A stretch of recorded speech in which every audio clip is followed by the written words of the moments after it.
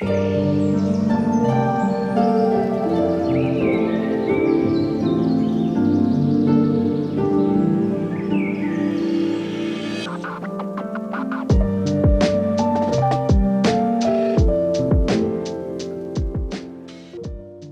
morning, everyone, and welcome back to the channel. Today, I'm going to be talking about something that many of you can probably relate to: balancing a career, running a business, raising children, taking care of a household, and still showing up as a wife. But one thing that I've learned is that balance isn't always about perfection.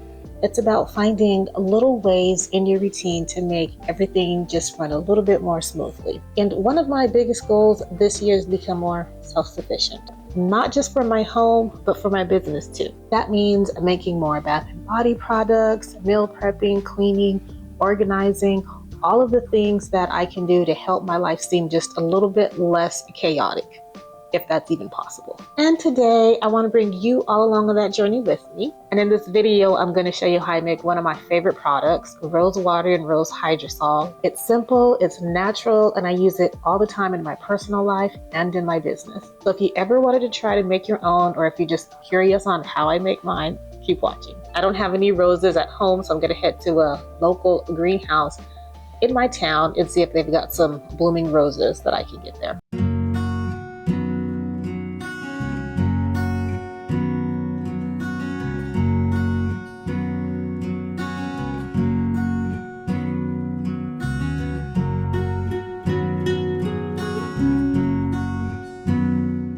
I went to an enchanting greenhouse in my local town called Southern Roots. They have the most beautiful line of handmade creations, water fountains, plants, and flowers, both inside and out. They didn't have fresh roses that I could pick for my project, but I did stumble upon a rose bush that an associate said would bloom stunning roses. After a small tour, I decided to purchase this rose bush, which should bloom in May.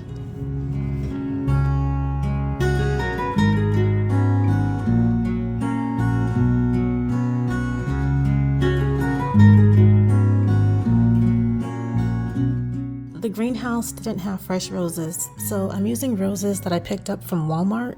If you want to be more self-sufficient, you could pick roses from your own rose bush. You could also try a store that offers a more organic option of roses, like Trader Joe's or maybe a farmer's market in your area. What I'm doing now is taking the petals off the roses. The roses that are best for this process are ones that are fully bloomed or almost fully bloomed. If the roses haven't bloomed much, if they're still closed, then they're not going to offer as many nutrients as those that are halfway bloomed or fully bloomed. The next thing I'm going to do is my first of 2 rinses, and we want to use distilled water for this. The reason we want to rinse the roses is we want to make sure that we wash off any pesticides or insects that may have been living inside these roses. I'm going to do my second rinse now, and this is under running distilled water. I don't want my rose petals to sit in the water because it's not going to rinse off those pesticides or insects. You may also want to strain your rose petals if you can. Just make sure that water is continuously pouring out. This would probably work much better if I had a bigger strainer. Now we're getting to the fun part. You can use a large pot or a large wide deep bowl.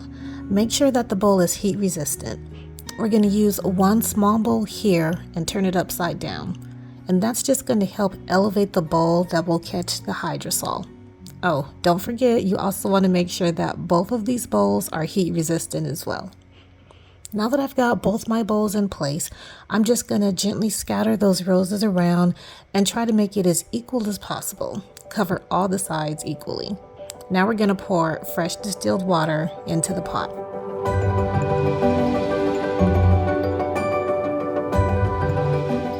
We're going to place a lid on top, and some lids may have a small hole in them. I placed a small piece of tape right there to make sure that none of the hydrosol escapes. Next, we're going to heat up the entire mix. When it heats up, the water that's touching the roses is what's going to make our rose water or rose tea. For the second part of the process, the elevated heat-resistant bowl is going to capture the rose hydrosol.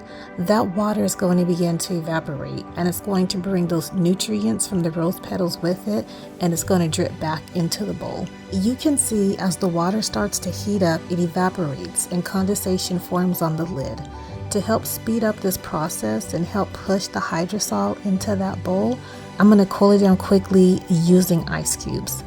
Here, I've just placed some ice cubes into a Ziploc bag. Look how fast that water is gathering together and just falling into the bowl. And the process is complete, and here is our rose water and our rose hydrosol. Just look at this. Next, I'm going to go ahead and filter out the roses, and I'll show you the difference between the rose water and the rose hydrosol. The rose hydrosol should be completely clear because remember, this water was evaporating up into steam and then condensation formed on the lid and it carried all those great nutrients down from the roses. I'm going to use a cheesecloth to help filter some of the rose petals and seeds out of here as well. I'll probably filter it a couple more times with that cheesecloth. Look at that beautiful rose water. If you look at a side-by-side comparison, you can definitely tell the difference. Yeah, so there you have it, rose water and rose hydrosol. And that may also answer your question why rose hydrosol cost so much money. Remember how much water I put into the pot? And look at how much hydrosol I barely got. But I almost made 28 ounces of rose water during this process. This is a very good amount of rose water. I've heard some people recommend putting their final product into the freezer or refrigerator to help preserve it. Me personally, I add a preservative and I use Lucidol Liquid SF Max. It's a good preservative for this type of product. This preservative is natural and it's a probiotic-based broad-spectrum antimicrobial preservative. It's best to add this during the cool down phase of the process when it's below 158 degrees Fahrenheit or 70 degrees Celsius. For my business, this is one of those ingredients I reach for constantly. And making it myself not only saves money, but it gives me full control over the quality of what I'm offering. It's small steps like this that help me stay aligned with the mission of being more intentional and self-sufficient. And honestly, staying organized is the only way I keep all of this together. Between work, the kids, the house, my business, being a wife, I have to plan ahead. Meal prepping has been a lifesaver. Keeping my schedule tight has been a lifesaver. And making things like this rose water at home, it just helps me feel like I'm actually building something sustainable.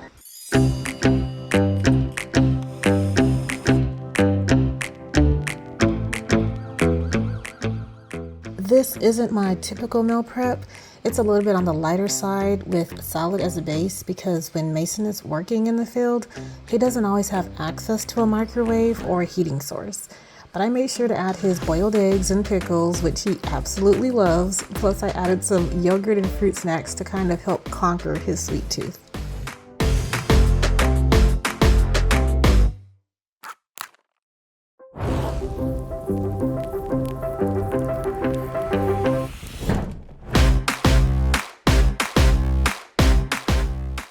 I also have a small studio where I make bath and body products for my business.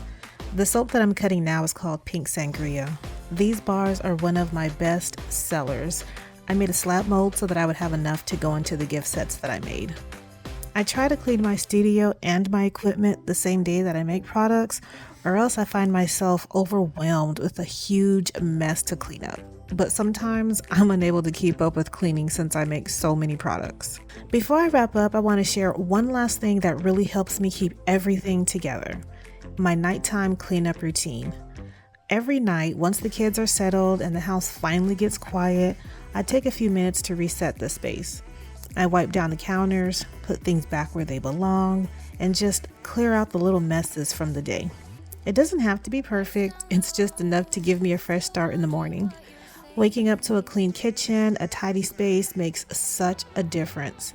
It helps me feel grounded, organized, and ready to take on almost anything.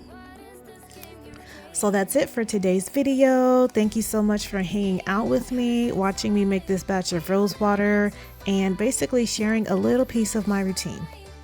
If you enjoyed this, don't forget to like, comment, and subscribe, and let me know what DIY or routine you want to see next.